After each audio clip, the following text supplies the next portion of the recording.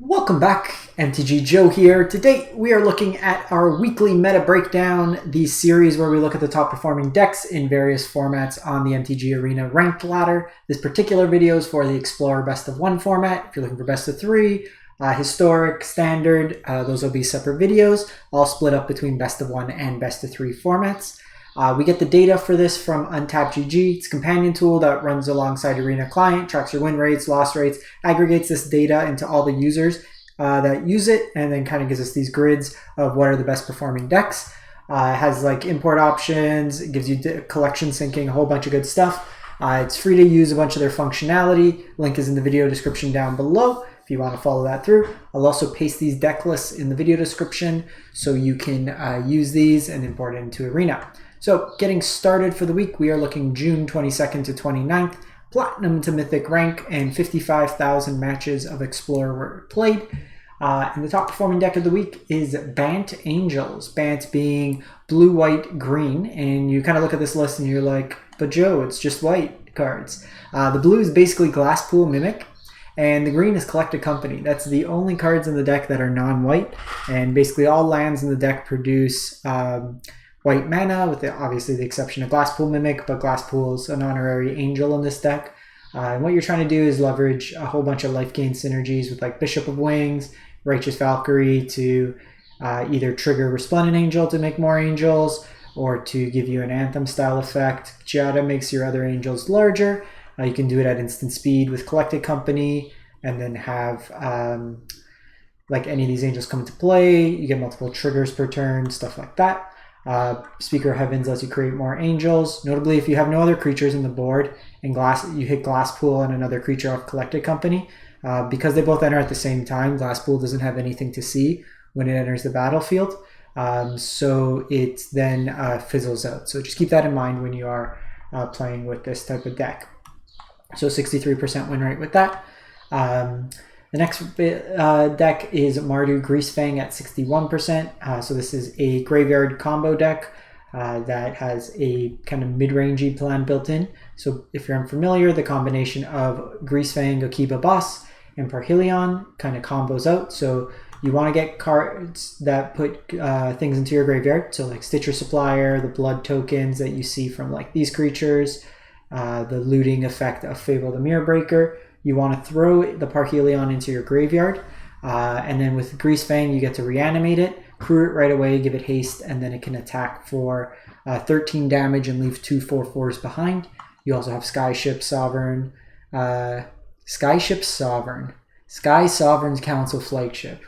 I got some of the words right there. That lets you kind of combo with that. You can technically, as early as turn 2, combo out. The way you do that is have Stitcher Supplier mill both Parhelion and Greasefang and have a Can't Stay Awake in hand. But you'll notice there's ways to get Greasefangs back from the graveyard, Can't Stay Awake, and Sorin as well.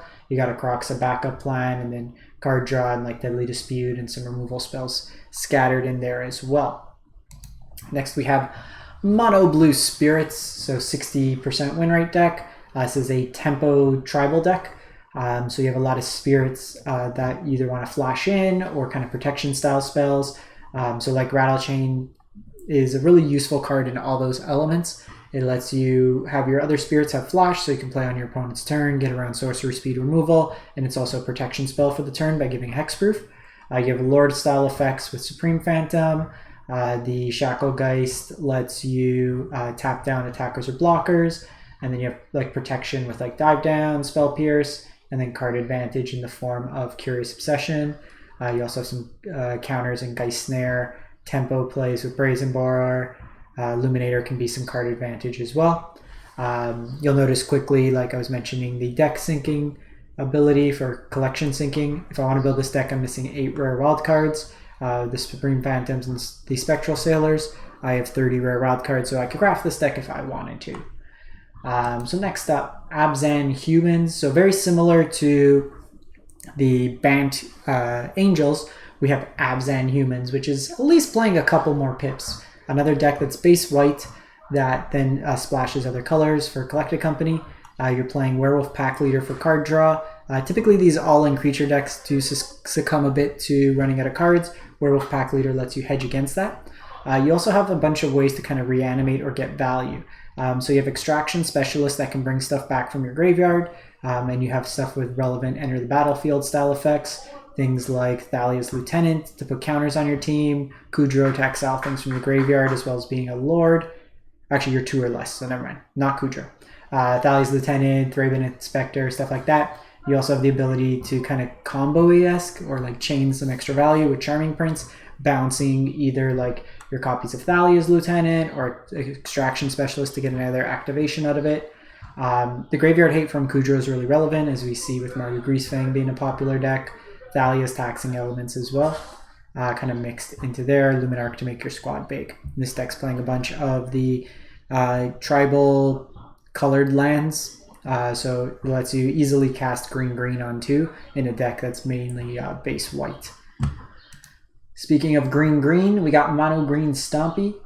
So this is aggressively slanted mono green shell. The Stompy is generally referred to as like above costed 4 and 5 power 3-drops. Early acceleration with Llanowar Elf. Petal Collector gets larger. You have Graveyard Hate and Scavenging Ooze. Kenrick can buff your team. Card Advantage, as we just mentioned with the Pack Leader. You have Old Growth Troll and Seal Leaf Champion as just above statted 3-drops with Pseudo Evasion, Trample, or Can't Be Blocked. And then Ronus is another way to pump, all kind of paired with the Collected Company shell. You don't need to play Snow Basics in this deck. So one thing I was just checking if it was on Blizzard's Brawl, it's not. So you're actually at a slight disadvantage of playing Snow Basics. If your opponent's on Redain, then you get hit. So like 99% of the time it won't really matter. The 1% it does, there's no benefit of playing the Snow in this deck. Typically you only see the Snow if they're on Blizzard Ball, but we have Primal Might, which is just a bigger scalable fight spell. Can still be used for 1, but it lets you sink mana into it to deal extra damage. We have mono red aggro, so I'm going to show you this list and then I'm going to show you my list as well. I've had a higher win rate than this with my list. So this version here is the Annex version, so it's very much inclined of using Annex with Cleave. You'll have a number of 1-drops, Fanatical Firebrand, Foundry Sheath Denizen, Kumano. You have your kind of conditional 3-drops, 2-drops, BTE, Robber, and some number of Kari Zev. Fanatical Firebrand versus Fervent Champion is a question that gets asked a lot. When Winota was around, Firebrand was my go-to because you could pick off Llanowar Elves. Firebrand could still be relevant, like with Spirits matchup, stuff like that. But I like Fervent Champion as it attacks better into a lot of the X1s in the format, and it pairs up nicely with like the castle activation, any sort of burn damage, stuff like that, and then multiples get better. And then I don't like NX in this format. There's a lot of exile-based removal, and generally speaking, Ferocidon does a better job at just punishing decks. You have like Bant Angel, stuff like that shuts off the life gain. Like, unless you have a really good draw with this deck, you're probably not beating Angels. You're probably not beating Greasefang, unless you kind of get a really explosive start. But you still have some of those elements. My version of the list, so like you can see like the win rate tracking and stuff. I peaked at 49 Mythic. I got I'm going to get top 1200. I went 19-3 in Alchemy with this combo, but the decks are very similar, the Historic and the Explorer version. Slight variations depending on the meta. For my version here, 27-11. I had another 7-1 event run while I was waiting for the ladder to reset. But what we have here, so I'm on the Fervent Champions, still a Kumano. My flex slots, I'm not on the Chain Whirler in this version of the deck. I'm on Ferocidons, Bone Crushers as my 3-drops. So I'm not as heavy on the 3s. And then I'm only doing 2 of both Embercleave and Torbrand because they get worse in duplicates. Hazard's been very good in this deck for me. Very good against the Rakdos style decks. Angels can push through a lot of damage. Just a really tough to deal with threat. Cat Oven decks as well, just being able to like throw Cleave on this, you're usually laughing. And then I'm playing 4 of Lightning Strike. Just really flexible, good against the Greasefang decks, good against like various creature decks, also lets you just point burn to the face. And then 1 play with fire. This card I'm whatever on. I needed 1 more spell. And I like this as just more interaction. You need to be able to answer like Giada if you're on the play. on turn 2. Just like having little options to have a 2 mana, 1 mana deal 2 has been really good. So I'm like 7-1 against Greasefang here. I've only lost like once, even in the run I lost to Greasefang. That was my one loss in the run, but they had turn 3 on the play, which it's going to happen sometimes. But I'll link my profile too, so if you want to see any of these decks, you can still see like with the events. So is this the...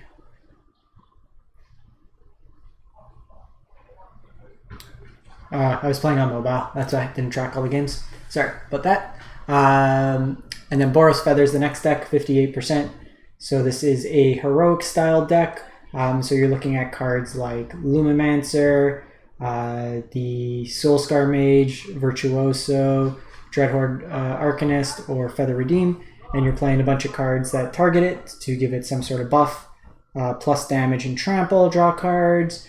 A bunch of cards that just like give a buff and draw, protection spells, counters on it, stuff like that. Reckless Rage is very good in this deck. 1 mana removal spell. Invigorated Rage can just often kill your opponent on the spot. There you have many ways to pump up the Arcanist to let you flash back these bigger spells, but pretty much everything in the deck's 1 mana anyways. And then you can also rebuy it with Feather. So you can kind of get the lock at times with every turn, just getting Reckless Rage back to kill your opponent's board. And then lastly, Rakdos Sacrifice. So what we've seen is they've moved off Anvil and they've gone back to more of Claim the Firstborn sack deck. We got Omnixus on the top end. I think this configuration is much better in the best of 1 format than the Anvil deck, which tends to be more slow and grind when a lot of these decks are combo. This deck's still going to have a lot of weakness against the Greasefang deck. You don't really have instant speed interaction other than a Devil with a Cat Oven to target the Greasefang when it resolves. But being able to steal, like, a lot of these decks are 2 and 3 drop heavy. Like any Collected Company deck usually maxes out on 3 drops. So we see like a lot of 3 drops here, a lot of relevant 2 and 3 mana drops here, a lot of good 2 and 3 mana drops here. Same thing, same thing, same thing. So you can steal that, sack it, and get value from that. And then like Unlucky Witnesses card advantage, Deadly Disputes card advantage, Village Rites card advantage. So you got a lot of ways to kind of take advantage of that. So that's it for Explorer for the week. I'll do the best of 3 version as well. But let me know in the comments what deck you are playing right now in Explorer, what you've been enjoying, and how you're doing towards the end of the month on the ladder. In any case, thanks for watching, everyone. Hope you have a great one, and stay safe out there.